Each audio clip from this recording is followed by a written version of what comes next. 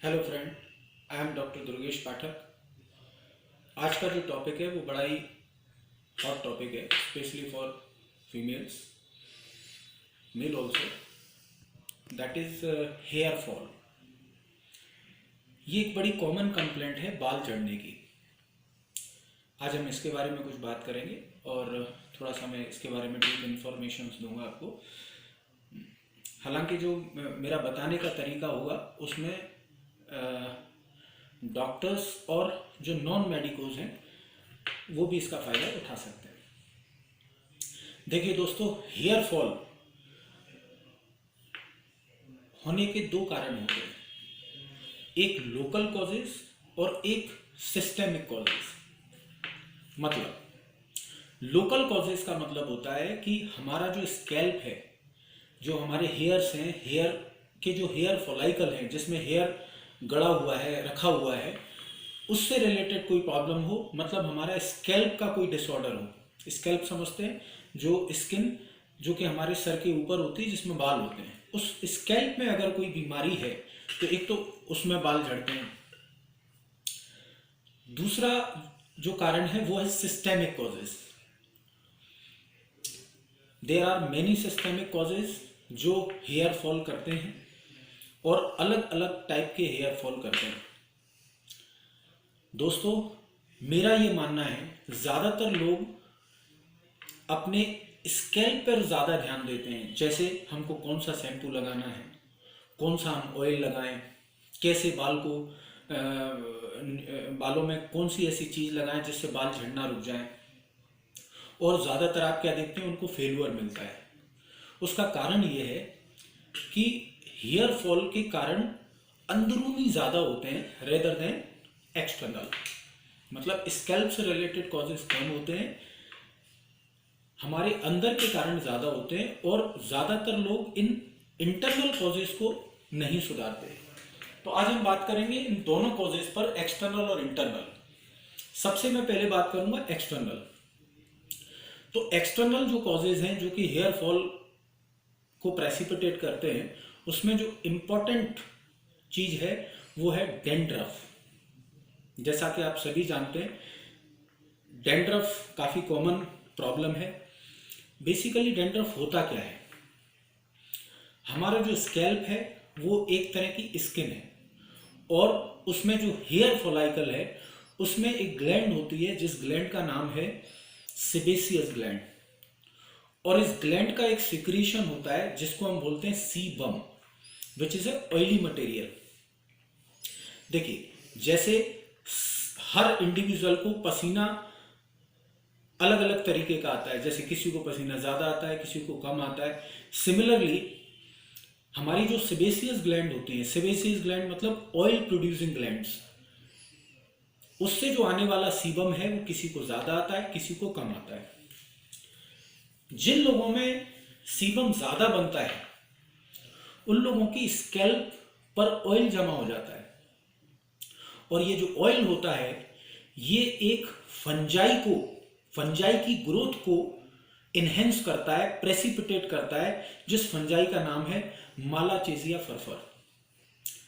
अगर ये एक ऐसी फंजाई है जो नॉर्मली भी हमारी स्किन पर पाई जाती है लेकिन बहुत कम मात्रा में, लेकिन जब हमारी स्कैल्प पर ऑयल ज़्यादा बनता है तो ये फंजाई उसमें ज़्यादा ग्रो करने लगता है।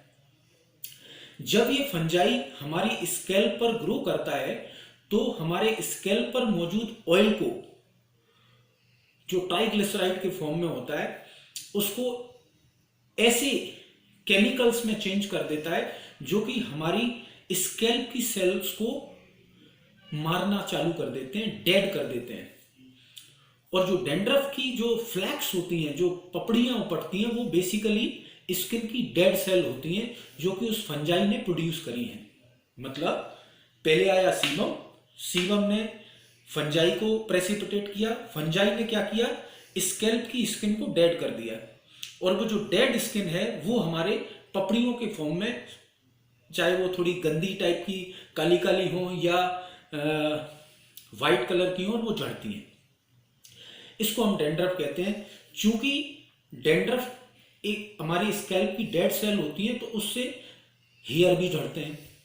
ये एक कॉमन कारण हो गया डैंड्रफ। दूसरा, कई लोगों को एक साइकिक प्रॉब्लम होती है, एक साइकेट्रिक मेनिया होता है बाल को काटने का। बार बार वो बाल काटते हैं, कोई पर्टिकुलर ऐसे काट रहा है, कोई ऐसे काट रहा है, बार बार उंगलियां बालों में घुसाना, बार बार कंघा लेना, तो उन लोगों के भी बाल ज़्यादा झड़ते हैं, जिसको हम ट्राइकोटिलोमेनिया कहते हैं। इसके अलावा अगर आप बहुत ज़्यादा गर्म पानी का इस्तेमाल करते हैं बालों को धोने के लिए, जो कि विंटर्स में देखा जाता है, तब भी आपके बाल जो है ज़्यादा झड़ते हैं। और गर्म पानी से जब हम बाल धोते हैं तो उससे हमारे स्कैल्प पर सीबम भी ज़्यादा बनता है, इसलिए डैंड्रफ भी ज़्यादा होती है। कई लोग पूछते हैं कि विंटर्स में डैंड्रफ क्यों ज़्यादा होता है, तो उसका कारण क्या है? गर्म पानी हमारी स्कैल्प की जो हेयर फॉलाइकल है उसकी ब्लड सप्लाई को बढ़ाता है।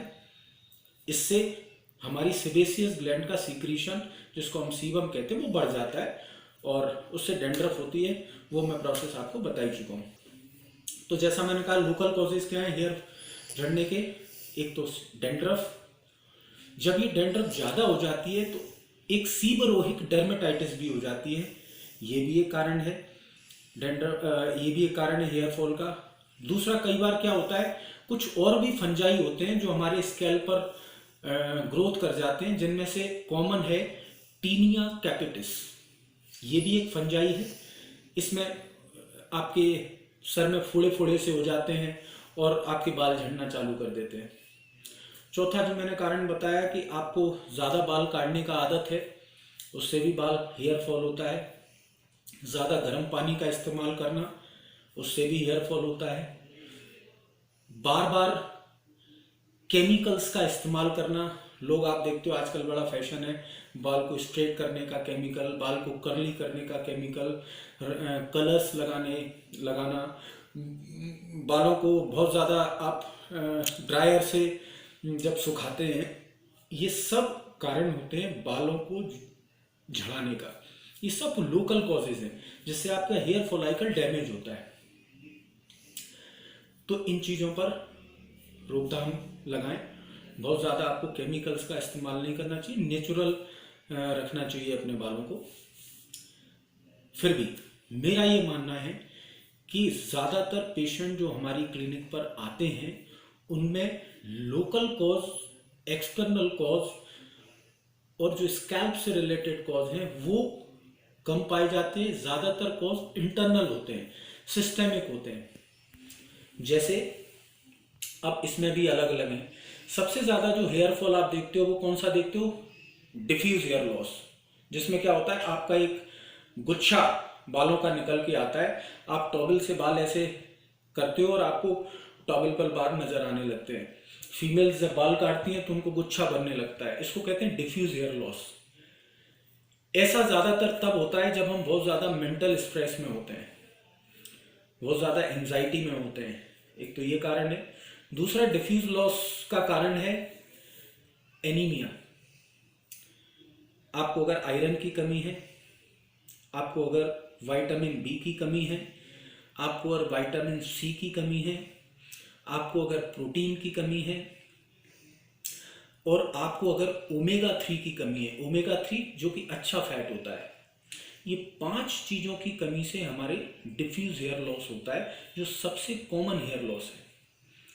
इनके बारे में मैं अलग से भी चर्चा करूंगा कि ये किन किन चीज़ों में पाए जाते हैं और इनकी क्यों इनकी कमी से बाल झड़ते हैं। इसके अलावा जब हमारी बॉडी में कोई हार्मोनल चेंज आता है, जैसे हम प्रेग्नेंट होते हैं या प्रेगनेंसी के बाद जब हम बच्चे को दूध पिलाते हैं, तो भी बाल झड़ते हैं बिकॉज ऑफ हार्मोनल चेंज। या आपने देखा होगा कोई भी बड़ी बीमारी होने के बाद, जैसे टीबी हो गई, टाइफाइड हो गया, उसके बाद हमको हेयर फॉल होता है, वो बिकॉज ऑफ न्यूट्रिशनल डेफिशिएंसी होता है, जैसा मैंने आपको बताया। ये हो गया डिफ्यूज हेयर लॉस, जो इंटरनल कॉजेज में सबसे पहला कॉज है और सबसे पहला टाइप है हेयर फॉल का। इसके बाद जो हेयर फॉल आता है, जो बहुत सारे लोग मेरे पास इसके लिए आते हैं, इस तरह के हेयर फॉल के लिए, और ज़्यादातर ये हेयर फॉल इनक्योरेबल है। इस हेयर फॉल को हम बोलते हैं एंड्रोजेनिक एलोपेसिया। बेसिकली ये क्या है? देखिए, हमारी बॉडी में टेस्टोस्टेरोन एक हार्मोन होता है, वो बनता है ना।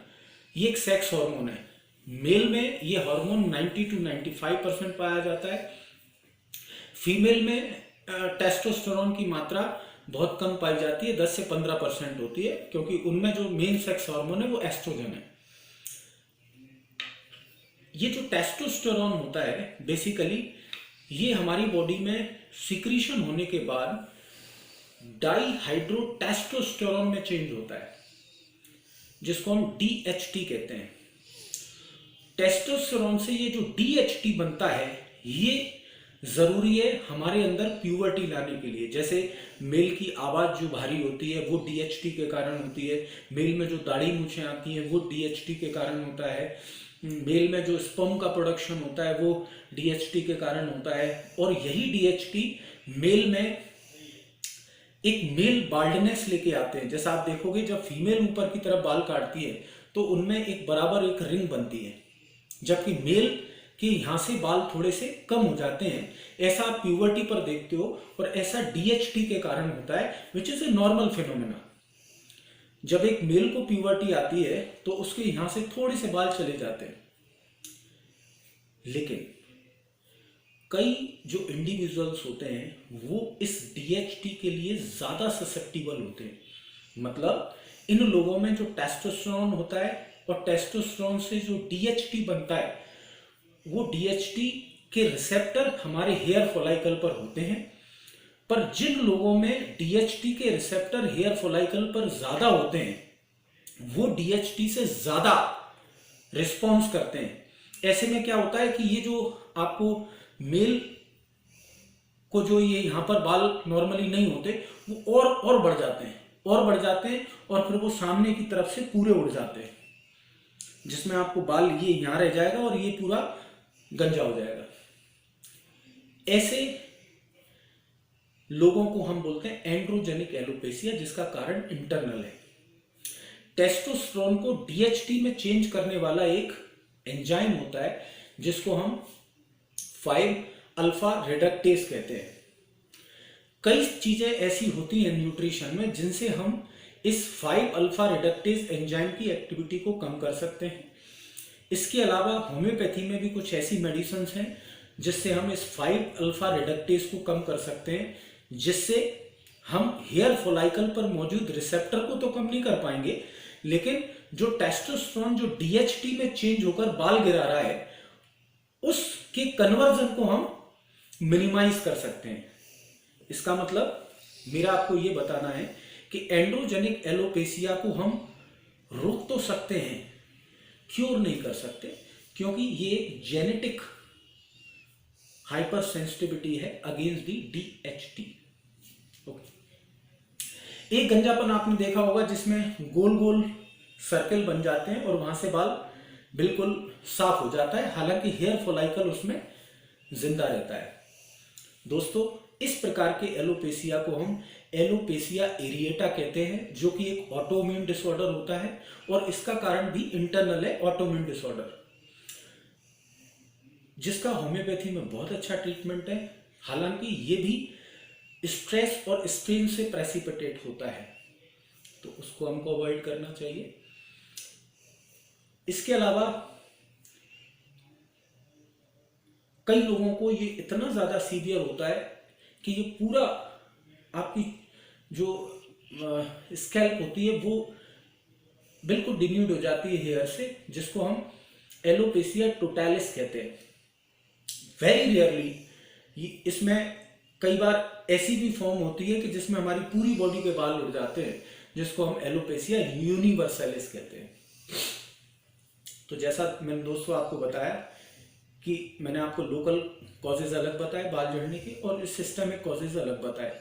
मैंने आपको टाइप भी बताए बाल झड़ने के, जिसमें सबसे कॉमन जो टाइप है that is diffuse hair loss. उसके बाद एंड्रोजेनिक एलोपेसिया, और देन मैंने आपको बताया आपका एक तो आपका डिफ्यूज हेयर लॉस, एक एंड्रोजेनिक एलोपेसिया, और then alopecia areata, alopecia totalis, alopecia universalis. Okay, अब बात करते हैं इसके न्यूट्रिशन की, जो कि सबसे इम्पॉर्टेंट पार्ट है और मेरे वीडियो बनाने का सबसे इम्पॉर्टेंट जो रीज़न है वो भी न्यूट्रिशन है। देखिए 5 चीज़ें याद रखिए आप। आयरन, आयरन क्यों ज़रूरी है खाना? क्योंकि एनीमिया अगर हुआ तो हमारे बालों की ग्रोथ नहीं होगी, ठीक है। उसके बाद हमको चाहिए विटामिन बी।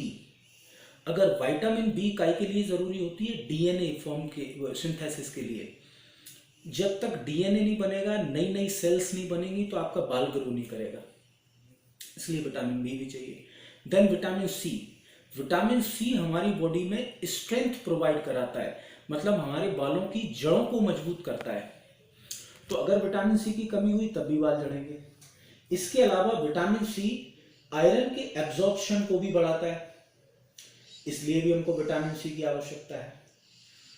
अच्छा, और नई चीजें कैसे बनती हैं? नया बाल तब उगेगा जब ग्रोथ अच्छी बालों की तब होगी, बालों की स्ट्रेंथ तब होगी जब प्रोटीन होगा। तो अगेन प्रोटीन भी ग्रोथ के लिए जरूरी है।